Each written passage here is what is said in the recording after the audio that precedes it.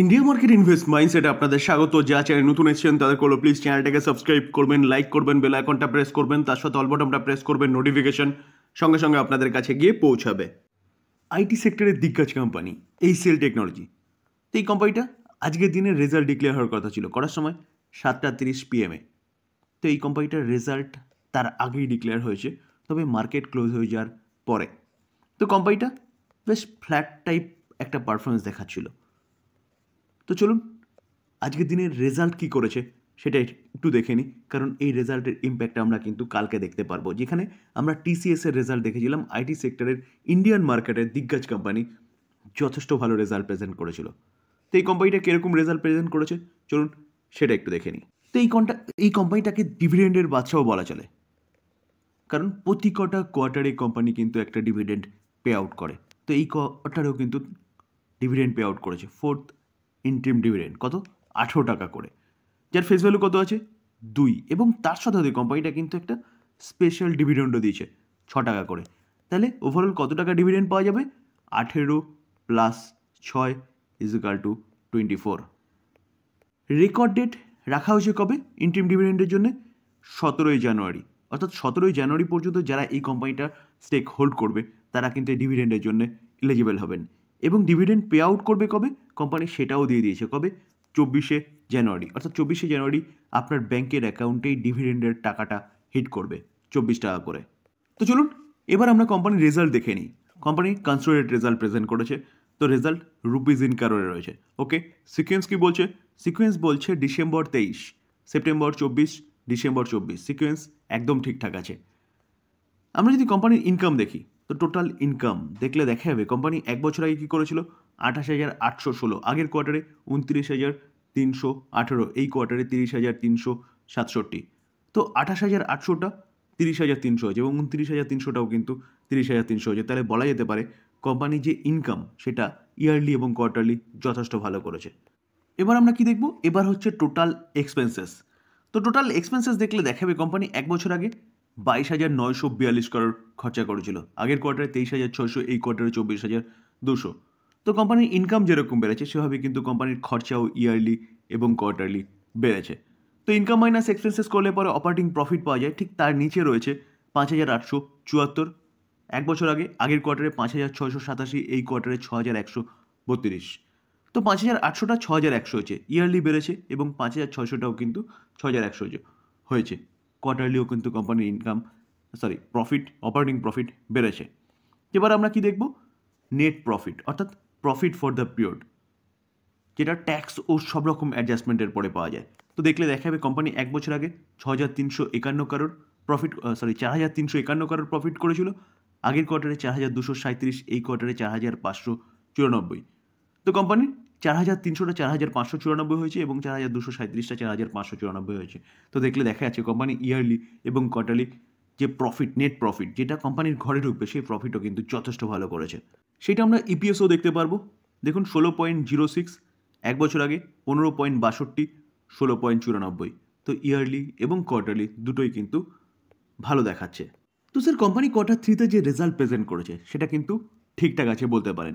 তো এই কোম্পানিটা দেখলে দেখাবে কত মার্কেট ক্যাপ 5.37 লাখ করোড়। তো এত বড় কোম্পানি, যেই কোম্পানিটা দেখুন যদি আমরা রিটার্ন দেখি, এক বছরে কোম্পানিটা 25% রিটার্ন দিয়েছে। আমি যদি কোম্পানিটা 5 বছর রিটার্ন দেখি, দেখলে দেখাবে 231% রিটার্ন দিয়েছে। তো 5.5 লাখ করোড় হচ্ছে মার্কেট ক্যাপ, সেই কোম্পানি 250%-এর কাছাকাছি একটা ভালো রিটার্ন জেনারেট করে দিয়েছে। ভাবতে পারছেন? যেখানে তার পাশাপাশি কোম্পানিটা ভালো একটা ডিভিডেন্ডও পে আউট করে, কত 2.72%, প্রায় 3.5% মতন একটা ডিভিডেন্ড দেয়, যেটা এই ফার্স্টেই বলেছিলাম যে এই কোম্পানিটা কিন্তু প্রতি কটা কোয়ার্টারে ডিভিডেন্ড দেয়। তো এই কোম্পানিটা কিন্তু আপনি লং টার্মের জন্য চিন্তাভাবনা করতে পারেন। আইটি সেক্টরের ইন্ডিয়ার মধ্যে থার্ড লার্জেস্ট কোম্পানি ইনফোসিসের পরেই, আর ওয়ার্ল্ডের মধ্যে সম্ভবত ষষ্ঠ স্থানে রয়েছে। আমরা যদি কোম্পানিটার মার্কেট ক্যাপ একটু আগেই দেখলাম, পি রেশিও দেখলে দেখা যাবে 31.6 রয়েছে, ডিভিডেন্ড যেটা একটু আগে দেখেছি, return on capital employ 29.6, return on equity 23.2, দুটো যথেষ্ট ভালো রয়েছে। ফেস ভ্যালু 2 আছে, মানে কোম্পানি কিন্তু পরবর্তীকালে স্প্লিটও দিতে পারে। যেটা স্যার একটু আগে বলছিলাম, as per market capitalisation TCS number 1 company, Infosys number 2 company, এবং তারপরেই রয়েছে কিন্তু এইচসিএল টেক। তারপরে উইপ্রো রয়েছে। তো আমরা 3 নম্বর কোম্পানি নিয়ে আলোচনা করছি। এত বড় কোম্পানি, যেখানে কোম্পানির প্রফিট যদি দেখলে দেখা যাবে 5 বছর আগে 11,100, তারপরে 13,500, 14,800, 14,800টা 15,700, 17,000। তো কোম্পানির প্রফিট কন্টিনিউয়াসলি কিন্তু বাড়ছে। আমরা যদি শেয়ার হোল্ডিং প্যাটার্ন দেখলে দেখা যাবে, দেখুন share holding pattern, promoter 60% stake hold করছে, foreign institution investor 18% stake hold করছে, ডোমেস্টিক ইনস্টিটিউশন ইনভেস্টার প্রায় 16% স্টেক হোল্ড করছে। স্যার 60% তো প্রোমোটার রয়েছে, তার 40%-এর মধ্যে অ্যাপ্রক্সিমেট বলতে পারেন 34%-এর বেশি স্টেক হোল্ড করছে foreign institution investor, domestic institution investor.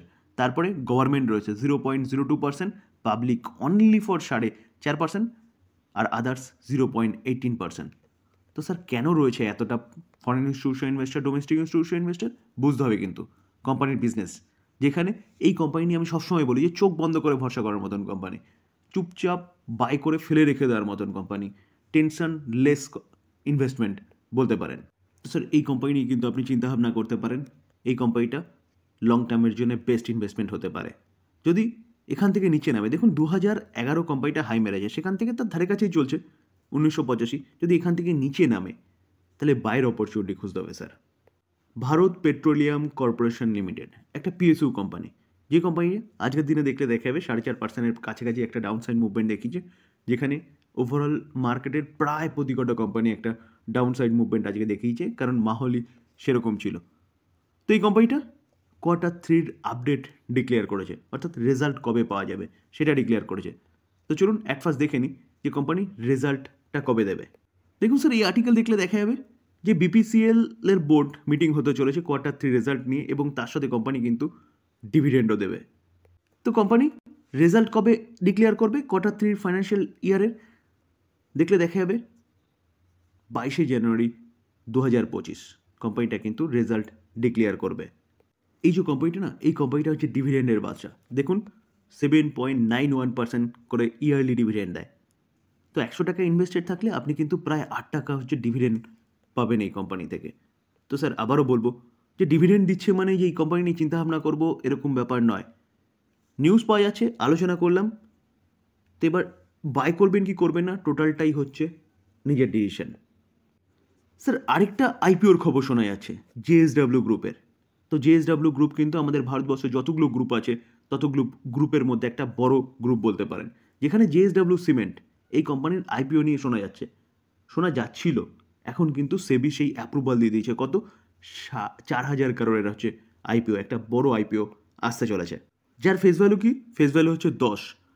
তো এই আইপিওর মধ্যে বলছে যে ওএফএসের মাধ্যমে 2,000 করোড় এবং ফ্রেশ ইনভেস্টমেন্ট বা বলতে পারেন বা ফ্রেশ ইস্যু 2,000 করোড়। তো সেই জায়গায় দাঁড়িয়ে স্যার কোম্পানি কিন্তু একটা ব্যাপক বড় আইপিও আনতে চলেছে। তো যারা আইপিও নিয়ে চিন্তাভাবনা করেন তাদের সামনে কিন্তু আরেকটা ভালো সুযোগ দেখা যাচ্ছে আইপিওতে বিড করার। ডেল্টা কর্প গেমিং সেক্টরের একটা দিগ্গজ কোম্পানি বলতে পারেন, যেখানে এই কোম্পানিটা কিছুদিন আগে একটা রাহাতভারী শ্বাস নিয়েছে। কেন? কারণ সুপ্রিম কোর্ট থেকে যে 2023-এর সম্ভবত আগস্টে যে জিএসটি 28% করেছে এবং রেট্রোস্পেক্টিভলি করেছিল, সেটাকে স্টে অর্ডার দিয়েছে, আপাতত স্থগিতাদেশ দিয়েছে, যার জন্যে কোম্পানির শেয়ার হোল্ডারদের মধ্যে কিন্তু একটা খুশির মাহল দেখা যাচ্ছে। তো আজকের দিনে এই কোম্পানির রেজাল্ট ডিক্লেয়ার করেছে। তো কোম্পানি বিজনেস তো ফিউচার ওরিয়েন্টেড করে, কারণ গেমিং ইন্ডাস্ট্রি ভবিষ্যতে আরও বড় হবে এবং কোম্পানিগুলো কিন্তু আরও বেশি ফুলে ফেপে উঠবে। কিন্তু প্রবলেমটা কোথায় দাঁড়িয়েছে?